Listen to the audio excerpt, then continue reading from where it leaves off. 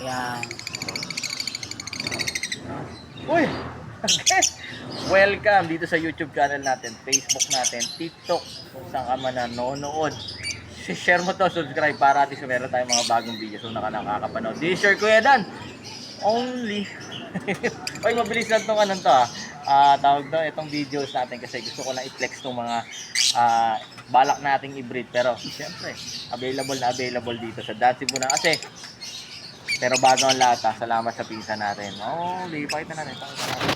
Kuya Jimmy in the house only.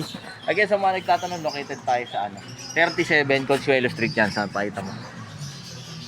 Valenzuela City. Pwede kayong tumapo rito from Monday to Saturday, 8 AM to 8 PM. San? Ang ganda ng video natin. Pero actually, lagi na natin dinidiscuss ito eh. So, tinatanong sa atin, sa mga kapakpak natin, kung mag-aalaga ka, ano to yung pinaka the best or isa sa mga pinaka maganda talagang kulay dito ng African Lovers. Para sa akin, ito. Ito. Ano tawag dito? Perso.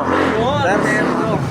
So, ito yung mga tinatawag na green person. Kung may makikita kayo may itim. So, para sa mga newbie, may itim sa ulo, kulay green. Actually, maraming variety talaga ng personata na pwede mo alagaan. May violet, may blue, merong pied, merong pastel, merong may yellow pa. Pero sa mga basic, ito yung pinaka sabihin natin na isa sa mga para sa akin mga kapakpak. Isa sa mga pinaka maganda talagang kulay na alagaan talaga itong mga green perso nata kasi halos kumpleto, di ba? Red beak, itim ang ulo, kulay green. Para sa akin ito ang pinaka maganda. Tingnan mo naman. Tapos may mga videos tayo dyan about sa discussion about sa green personata. Kasi kung may magtatanong difference ng pure, non-pure, mga wild type, pati yung mga classic.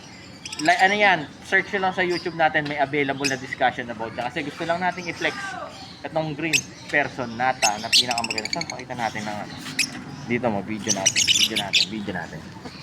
Only tayo, may kapisa natin Yan sa mga pinakamaganda. Wow. Diba? May mga tinatawag pang mga bahid-bahid dyan. Pero ano masasabi mo rito sa mga personata natin? Tatawa nga ako sa... Ha? Diba? Only. Nakakaiba yung kulay. Actually, mga itong mga edad nila, mga 4 months. Ay, 4 months ulit. Mga 5 months na to, actually going 6. Kaya kung mapapansin mo, medyo naglulugon na sila. So every year nagkakaroon ng lugon-lugon ng So nagpapalit yung balahibo ng mga ibon natin. Pero okay yan, the best. Kasi the more na naglulugon sila, the more na paganda ng paganda, pasolid ng pasolid, di ba? Isang word nga yan, only. Only. Di ba? Yun. Again, syempre maraming salamat kapakpak sa mga patuloy nagsusubaybay. Pinalex lang natin, napakabilisan tong video na to. Ito yung mga green personata wild type. Again, this is Kuya Dan only. Located po tayo sa 37 Consuelo Street, Marlas, Valenzuela City. Nagdi-deliver po tayo sa buong Metro Manila, Luzon, Visayas at Mindanao. Basta kaya natin i-deliver. For more info, message lang po kayo sa akin sa TikTok.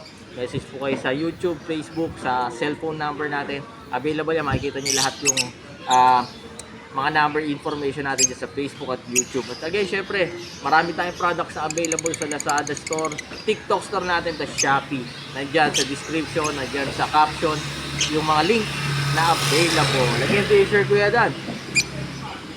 Only. Lagi nyo tatandaan. Ano ulit yun, San?